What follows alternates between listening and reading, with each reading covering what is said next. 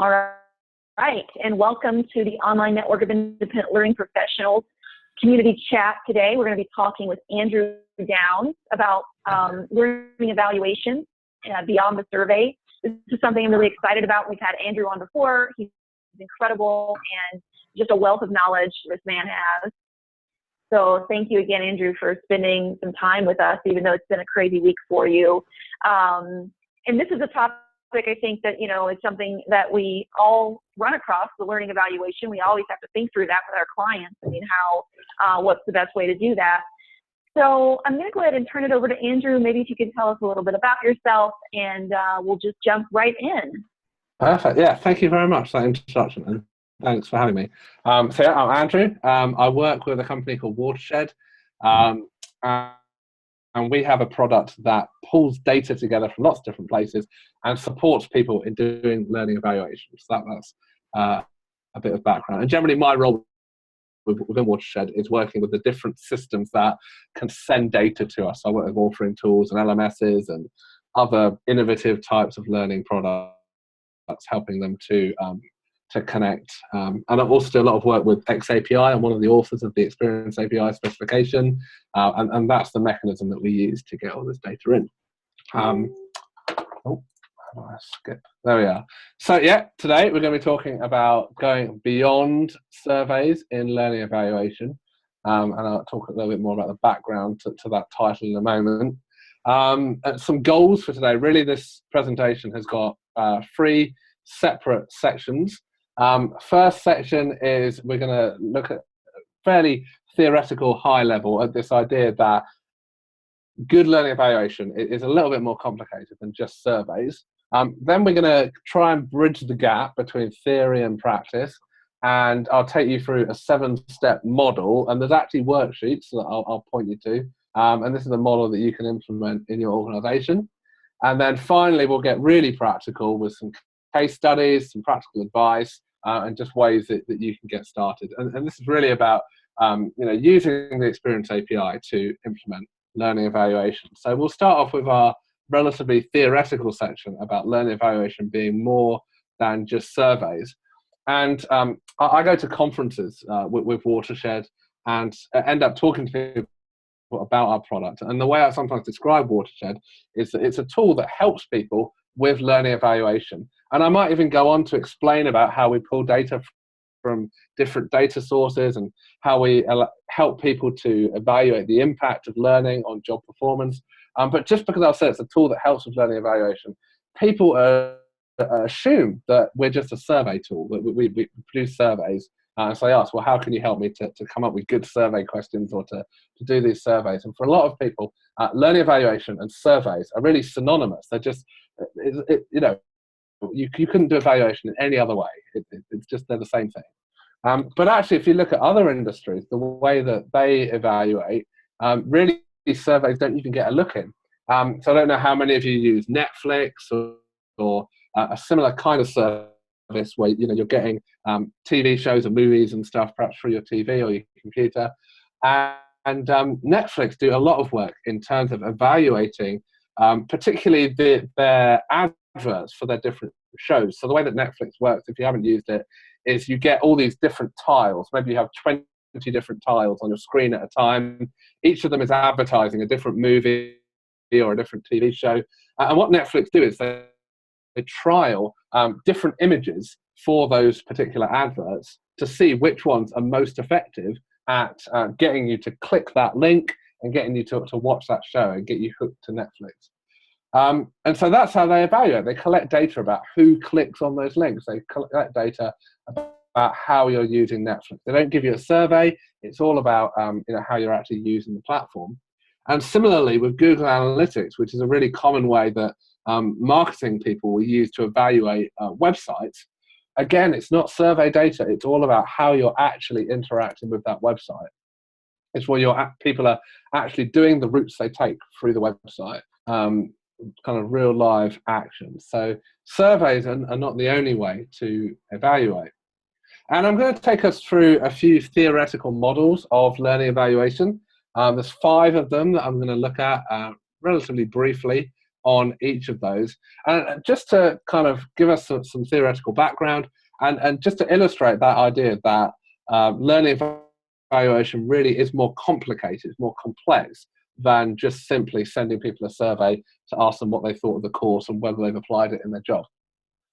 So we'll start off with Kirkpatrick, which is a model that I imagine many of you will be familiar with. And Kirkpatrick, as perhaps you know, identifies 4 levels of evaluation that are listed on the screen there.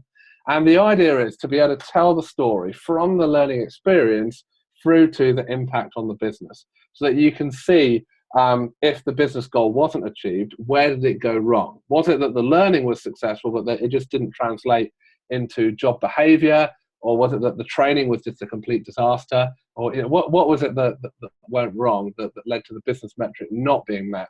Or if the business metric was met, what was the story? How did that happen? What was the chain of events there?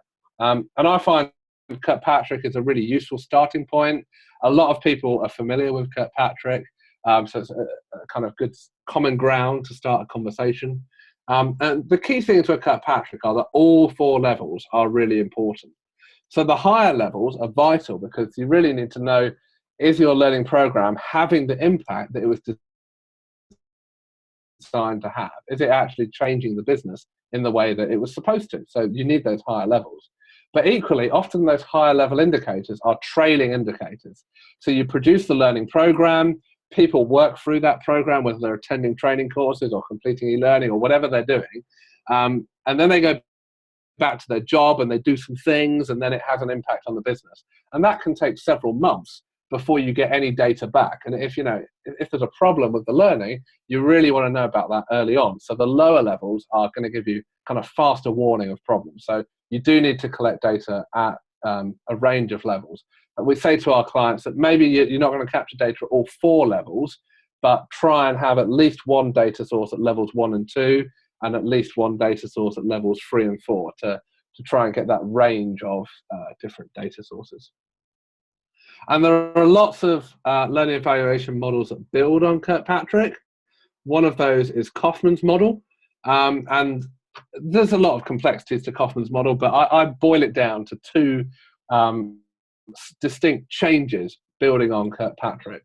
So the first one is that Kaufman says that we should go beyond the business impact, and we should look at the impact on society and also the impact on our customers.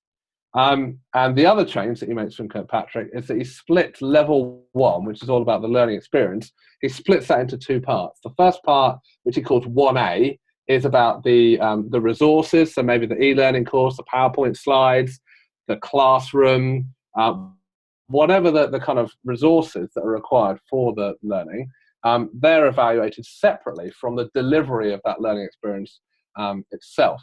My take on Kaufman is that I think, that split between the resources and the actual delivery is really useful, because if there's a problem with the resources, the way that you fix that is going to be very different than if there's a problem with the delivery. In terms of the emphasis on impact on society and impact on the customer, I think that's less useful.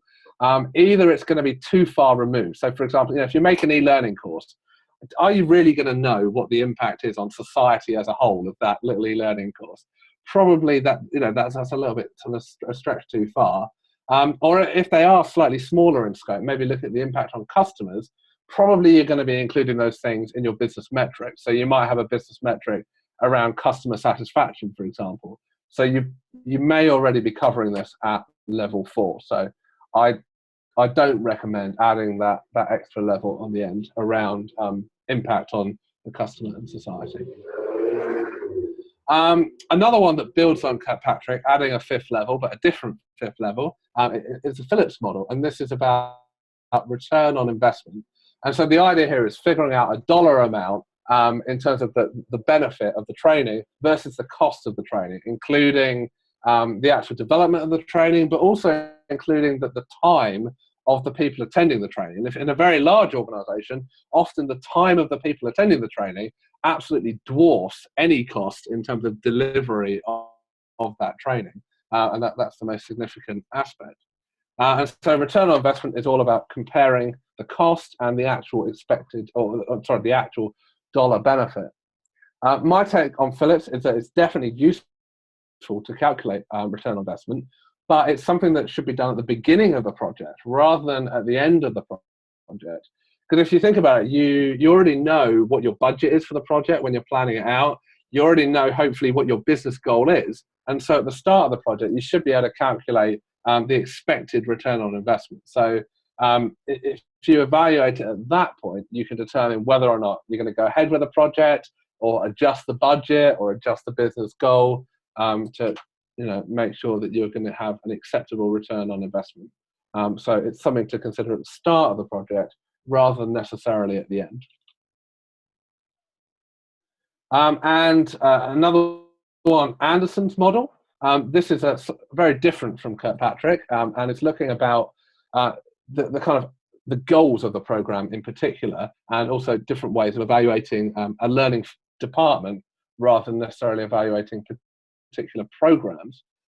And the Anderson's model is based around this idea that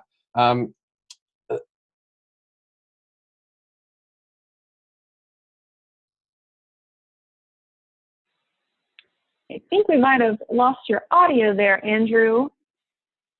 Can anyone else hear Andrew? Okay. Thank you. Let's see if we get him back here.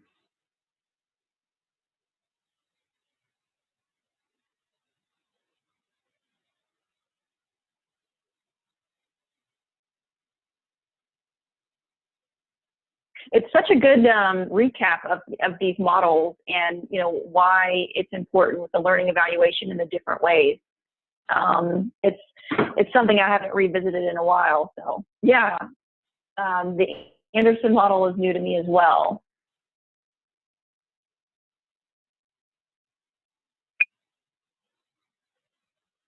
Yeah, it's something, the ROI is something that I definitely did a lot with at Chipotle.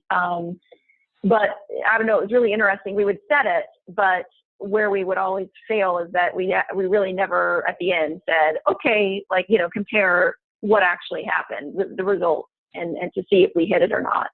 And it's also interesting. I've been in some client meetings this week with different people that are, so basically my role on that is I'm the instructional designer, and then somebody else is kind of the lead of it.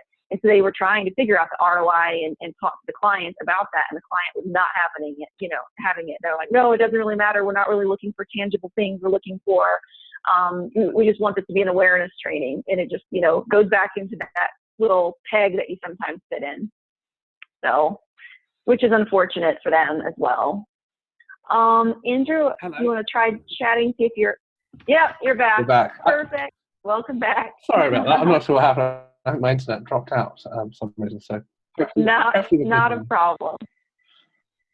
Okay, so I'll continue. So we're talking about Anderson, and yeah, if you imagine an organisation where there's a sales training program, and that training program is successful in increasing sales, you might think, yep, that is a successful learning program. But then if you think about a wider context where this particular organisation, they've got so many sales, they've actually got a backlog of orders, and the factory or whatever is struggling to keep up with those orders, really a sales training program to increase sales wasn't what that organization needed. They perhaps needed something to help increase production in the factory. Maybe training wouldn't be the solution there, but the learning program, the goals of the learning program didn't align with the goals of the organization. So it's about figuring out, though, does the goal align? And another part of Anderson's model is looking at which learning evaluation metrics are most relevant for the organization. It kind of recognizes that different organizations have different goals and different kind of ways of thinking, and so different learning evaluation metrics will be relevant. So, for example, an organization that already recognizes that, learning is really valuable, this is something that we know we should invest in and we know is going to have an impact, the metrics that you present there are going to be very different from an organization where really they don't recognize that learning is valuable, and perhaps they're just doing it to tick a box. And you need to really convince the organization that learning has an impact. And equally, if the organization is really focused on the short term, the metrics that will be relevant to that organization will be different from the long-term benefits. I think that's a really helpful grid there.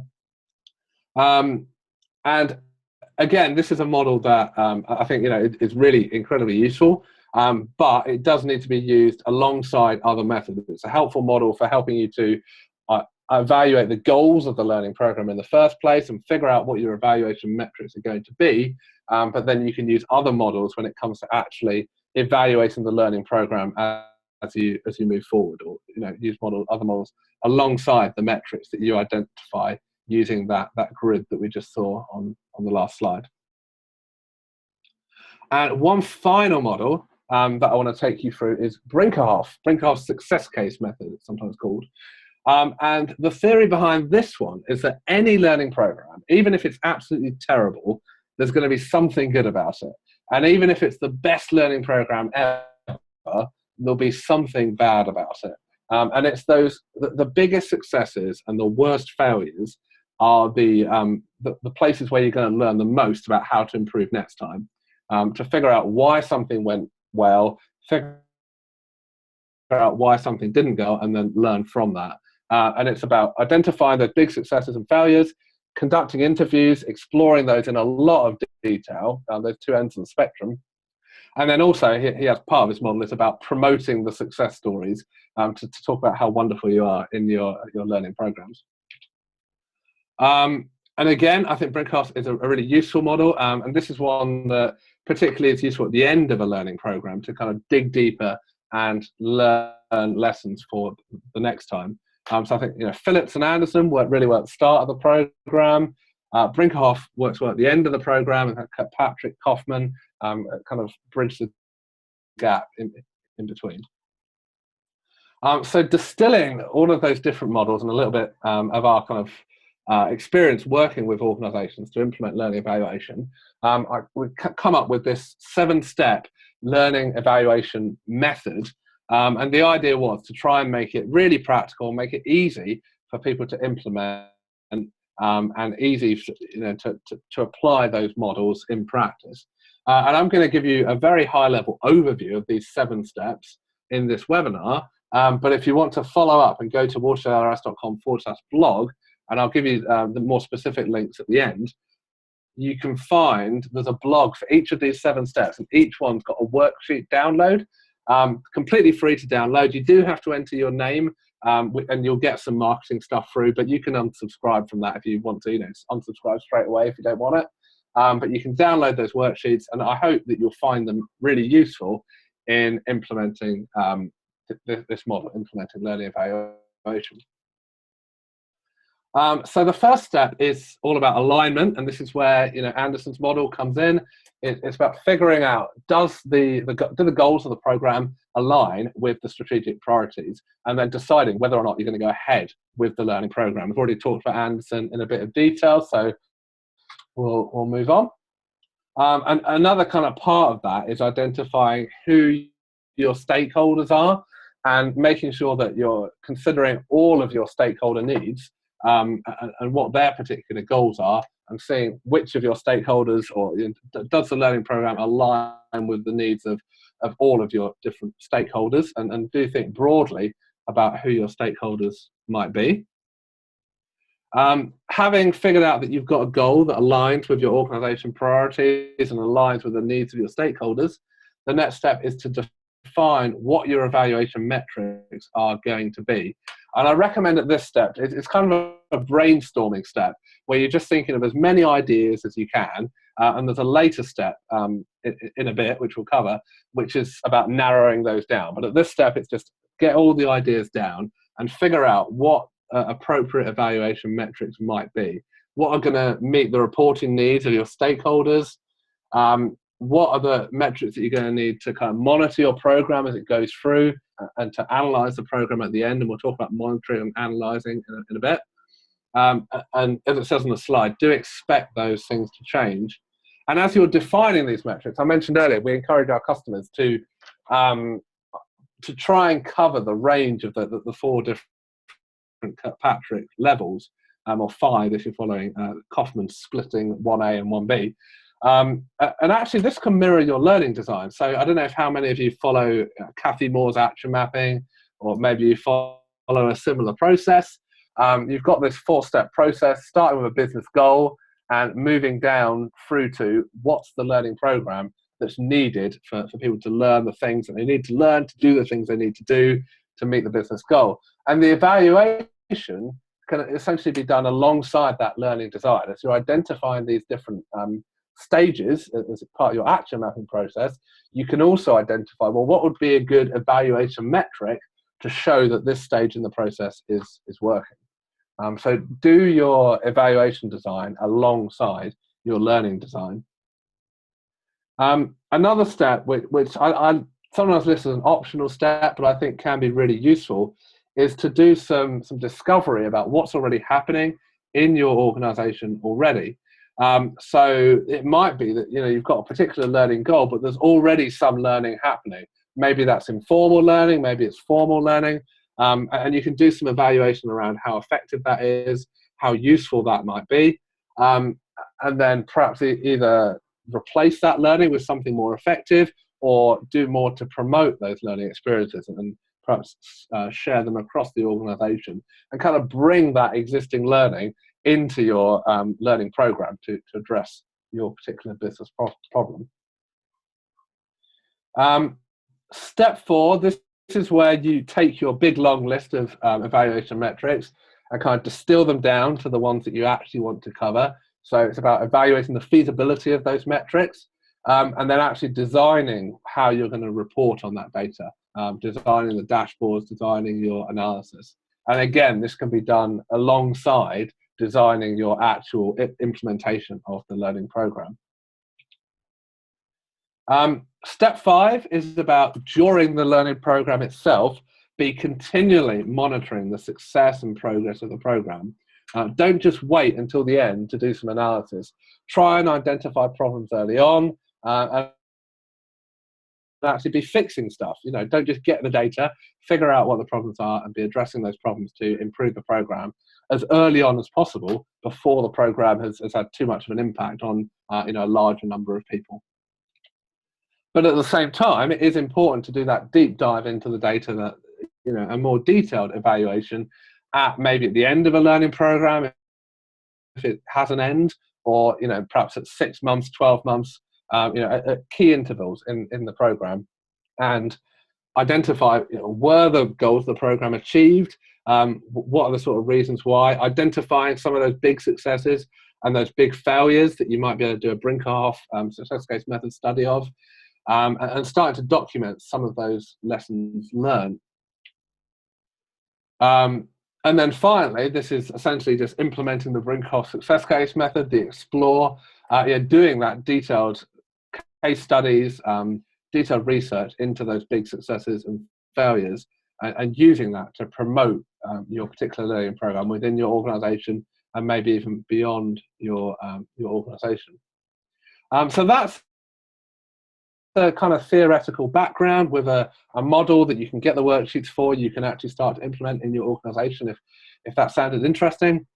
Some more really practical hints now around getting started, using the Experience API, using a learning record store to implement evaluation in your organization. And the most important tip here is that you can't eat an elephant all at once. Don't try and do absolutely everything. We've got a demo site on Watershed. And the idea, when we created that demo site, we were trying to illustrate all the different possible things that you could do with XAPI and evaluation. And actually what we found is the demo site is almost off-putting for people, because there's so much in there. People think, I can't possibly do all of that. And they're right, they can't. But you need to start small. You need to start with just 1 or 2 things, and prove the concept in your organization, get comfortable with it yourself, and just kind of get the hang of collecting this data with XAPI. So don't feel that you've got to do absolutely everything. start as small as you can start, and then build on that and add to it and add to it and add to it until you actually end up doing all the things, but you've done it in kind of bite-sized chunks.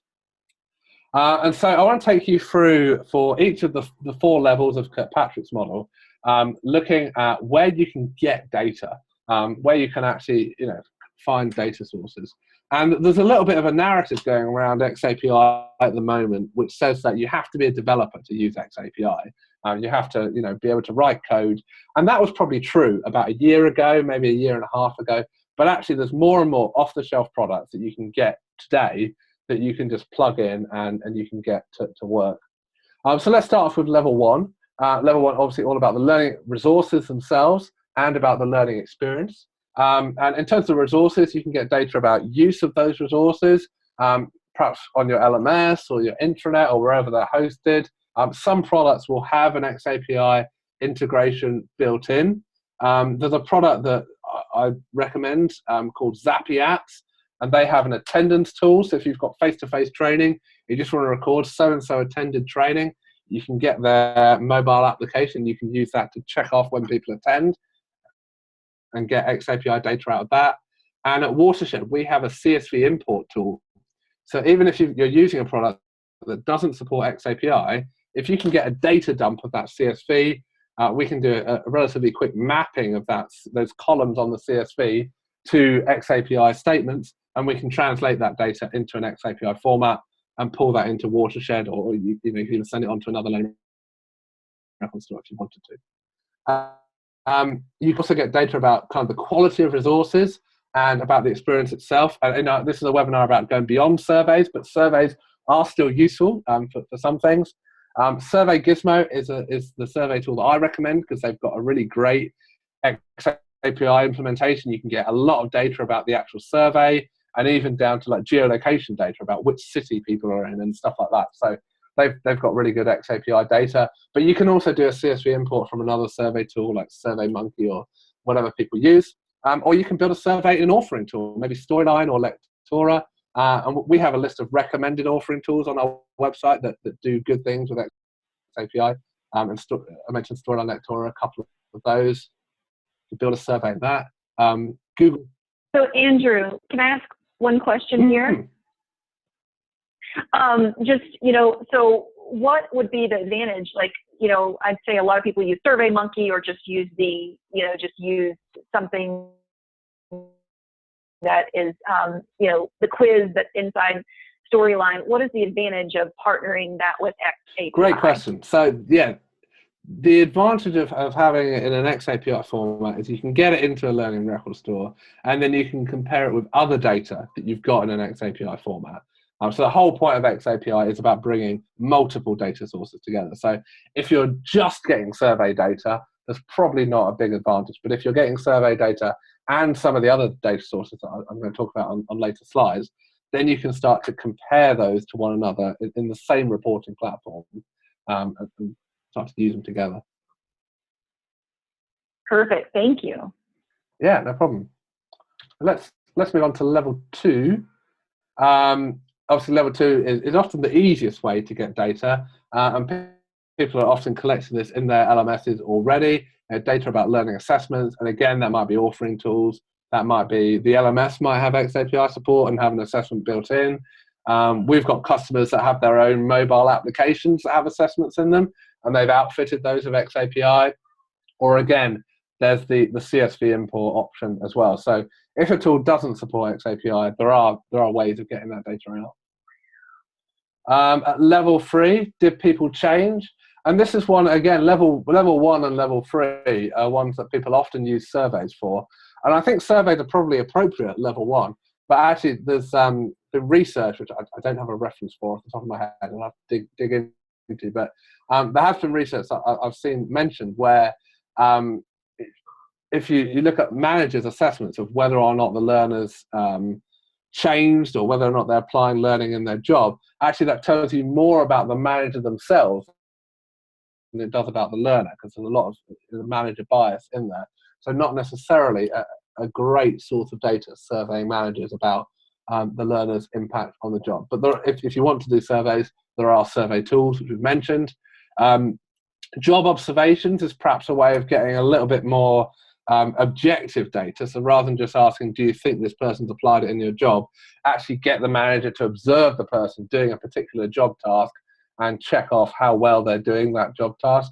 And a lot of the time, actually, these kinds of observations may be happening in the organization, but they're just not being tied to learning data. We're talking to a couple of fast food chains, or I think quick service restaurants, they call them. And they already do these kinds of observations, but they're not connecting to learning data at the moment. And then also we've got customers looking at doing an XAPI integration with real on-the-job tools, and there are different technical ways of managing that kind of integration. That one does tend to get a little bit more involved, but there are certainly ways of getting that data. And then finally, in terms of the actual business metrics, there are different ways of getting that data out of different systems. But a lot of the time, the business metrics, maybe that's like a monthly sales figures, or it's something that's a small amount of data that's not coming in particularly regularly. And for something like that, a CSV import is ideal. You don't need to necessarily build a big integration or that sort of thing. So CSV import can be the most sensible option there. So hopefully that's kind of helpful, give you an idea of how you might collect data at some of those different levels. And as I mentioned, if you go to help.watershed.lrs.com, there's a list of recommended data sources quite near the bottom of that list, which you might find interesting. So let's have a look at some case studies. So one that's on our website is AT&T, obviously a telecommunications company, and they had compliance training, or they have compliance training, and they wanted to reduce the amount of time that people were spending doing this compliance training, because you can imagine for a large organization like AT&T, if all their employees are spending half an hour doing a piece of training, that's a huge amount of money. Half an hour really adds up over a large number of people. And so their idea was, we're going to have some more engaging training. We're going to have this kind of simulation-based training instead of the more text-based training. We'll get people to complete it over a shorter period of time, so it's more concentrated, and we'll prove that it's just as effective as the text-based stuff. And so we can say to the regulator, yep, we're still doing the training, this compliance stuff, and we're equally effective, we're just not spending as much time on it. And so they took two groups of learners. Half the learners did the text-based stuff, half the learners did the more engaging stuff, or high-fidelity content, they called it. And they found that actually the high-fidelity stuff was more effective, even though the learners were spending, I think it was like half the amount of time on it. So they were able to do that evaluation and save themselves a whole bunch of money. We have other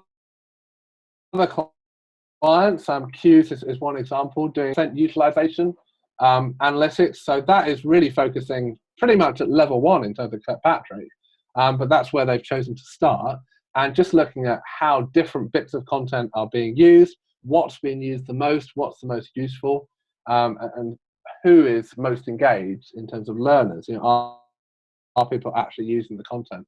And there's one client that we're working with at the moment looking at this. It's not KPIS, where they're buying a lot of content in, and what they said to me was actually they really want to know which parts of their organization are using this content that they buy in. Because at the moment they just pay for a license for everybody, which is quite expensive. But if they could say, well, actually the finance department, they're not using this learning, they could cut the finance department out of the license and again save themselves a bunch of money. So that's another way, perhaps using XAPI around what people are doing rather than surveys to evaluate and drive improvements. A few of our customers are using this particular feature of Watershed, which is a program overview. I just wanted to highlight this because I talked about the importance of monitoring earlier on. So this is just an example of a dashboard that you might use to monitor progress as people are actually working through a learning program. And another example is an organization, a medical organization that we're working with, where they're actually comparing different levels of Kirkpatrick. They're looking at utilization of learning. They're looking at people's performance within learning experiences. So what are the particular steps in a simulation that are tripping people up? and then they're kind of feeding that in to other metrics, comparing that with other metrics around how these clinicians that are doing this training are performing in actual medical situations. So they're collecting data at the different levels and then comparing that data to see, is the training having an impact? Are changes in the training having an impact? So that's very briefly a number of case studies. And I just want to just share the links with you on the screen now. If you wanted to go and get those particular worksheets around those 7 steps, they're listed there. But other than that, that's all I've got. So I don't know if you've got any more questions. I can't see the chat in this presentation view, so I rely on Patty to help me out. Yeah, not a problem. Maybe we'll leave up the links for just another minute, and then we'll stop sharing your screen. And then, but the chat should be at the top. If you click, I think, options and then chat. But either way, it'll come back in a second once we stop sharing your screen. Thank you very much for this information. It's been super helpful. And I just wanted to see if anybody has any questions at this point, or maybe can share an example of something that they're currently going through that, they're that they need to evaluate, and they need to think through ways or things like that. It looks like, my goodness, I didn't even go there with some of the, like the examples that you gave. I mean, I didn't even think, for instance, about the fact that you could actually get data on who's actually using, usage of certain courses and things like that, and kind of look to see, instead of paying for a license for everyone, look at all the money that they're going to be saving if, this group is using this and this group is using that, and you can kind of, as an organization, change the access based on that or whatever. So that's really, there's a lot of stuff that you can do that I didn't even think about. Thanks for that. Okay, so I'd say, unless anybody needs the blog, we can always come back to this since it's recorded. So feel free to go ahead and you can stop sharing your screen, and we can see everyone. One of the questions that we have is if there are any privacy concerns related to looking at this level of employee data. Have you run into anything with that? With the clients that we've been working with, it's not been a concern. It's certainly a concern of people on Twitter. I've definitely come across it in that respect. And I think, that there are definitely things that you can do around privacy, being upfront with how the data is being used, making sure that you're talking to people about how that data is being used, making sure you understand relevant local laws. I think privacy, particularly in somewhere like Germany, it's certainly more of an issue than in other places where the laws are very different. And in fact, when I worked for a previous company, we were launching a Moodle learning management system with a German company, and this issue of privacy came up. And there were certain processes that they had to go through, and really the German company guided us through that process because it was something that they were used to doing, and it was all fine in the end. So yeah, I think it's about just making sure you understand the particular locations and being up front with how the data is being used. And a lot of the time, it's data that's already being collected as well. It's just not being brought together into one place, which maybe alleviates some. Yeah. It seems like that's really the distinct difference, is that there's maybe, we get, for instance, I know in the past, one of the things that I did was, I've got knowledge check data within a storyline course. So as you progress through the course, we're checking your knowledge and going through. Then at the end of that, I had to do like a SurveyMonkey survey, because the way that storyline works, I couldn't fit all the questions on one slide, right? It would be, with a survey, you want to have like 5 to 10 questions or whatever, all on one. You just scroll down, answer them. You can't really achieve that super easily in storyline. So that means that I had 2 sets of data storing in different places, one on SurveyMonkey and then one in the learning management system. And it seems like really what this does is it brings all that together, so you can kind of see, this is the experience that the learner said that they had, and then this is the whether their knowledge increased or not, and then later on, even having another data point of like, did the behavior change? It looks like it just really brings everything together. Yeah, absolutely. And that's an area that really excites me as well. We recently sent out a survey to people on our contact list, and what we did there, we were using Survey Gizmo. We embedded the actual survey itself in a HubSpot page. We wasn't using X API to do that particular integration, but then we had the data going from Survey Gizmo into Watershed. And we were also able to embed those Watershed reports in the same HubSpot page. So you go through the survey and then click to the next page, and then you see the results presented by Watershed. It's just a way of us showing off our reports on the next page. So just bringing those systems together, and of course, as you say, you could bring the learning data together with the surveys, together with discussion forum data, and bring it all together. You can make some interesting mashups. Yeah, it makes sense. So we have another question. I think this would really probably be for if anybody in the group has any experience with this. If let's say that we take on a project and we do go down this route, there's all of the upfront analysis to determining what the learning evaluation is going to be like, and then how we're going to pull all that together. The question is really in regards to if there's a best practice to the estimate of time that you would want to add onto a project, because this might go a little bit above and beyond what you might currently do in your projects, although we know this is a better way to do this for the long term. So, is that, do you do a cost evaluation separately and say, this is the project price for this particular part?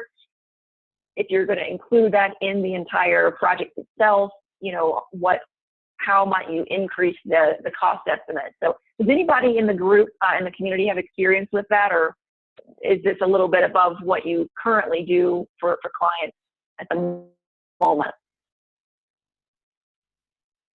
And I would say for me, it is, this is a little bit above and beyond what I currently do, although I think that it's definitely an underutilized area where I could definitely, kick off a project and say, okay, here are the things that I think would really set this up for success, and where you could actually be able to evaluate, is this actually causing change a few months out?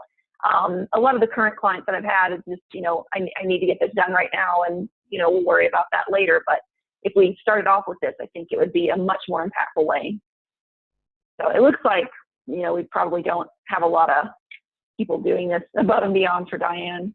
Yeah. This would be a good topic to discuss during a community chat, kind of walking through what this would look like. I guess this is why don't need the elephant all at once point. A lot of people perhaps aren't doing any evaluation or doing very limited evaluation at the moment. So it's just about seeing if you can add in a little bit, seeing what you can do to get started. Yeah, that's a really good point. And I know, I've worked on a few projects where they are doing a lot of interesting things, and it does seem overwhelming when you get into this realm. But coming back to don't eat the elephant all at once, I think that's a very, very good point to make. Okay, does anybody else have any questions before we close? I'll give you a moment to get any final questions that you have. And again, thanks so much for taking the time to go through this with us. Just lots of good information and something for us to think about. Diane is wanting to know if we can hear more about the manager influence. Yeah, you mentioned something about, the data of whether, the behavior is changing or not is really says more about the manager than it does about the learners. What was a little bit more about that? Yeah, that's, so this is, you read stuff in blogs and things like that. And I'd have to look that up to find out a little bit more. But if I recall, the idea was that they looked at surveying managers about employee performance, and what they'd found was that the particular survey results weren't really that good at telling you about employee performance, but actually told you more about the manager's own biases and interests and that sort of thing. But I'd really have to look that one up. I probably shouldn't have included it in my slides, to be fair, because it's a little bit woolly. But I'm sure if you Google it, you'll be able to find the particular study, I'm sure. Yeah. Thank you for that. Yeah. Okay. All right. Well, if we don't have any other questions, we'll finish a little early today. And then in case you're interested, Andrew's also going to be chatting next week with a group of training managers and learning development professionals on XAPI. So if you're interested in that, just reach out to me. I'll send you over the invite for it. I'm excited about that as well. So chat love for Andrew. Thank you so much for taking the time to do this and chat with us, and we appreciate you so much. And Diane is saying, that's very interesting. Looking forward to digging in on your blog. So thanks again. Have a wonderful week, everyone. And we'll chat with you next week, same time, same place. Thanks for having me. Thanks again, Andrew. Bye.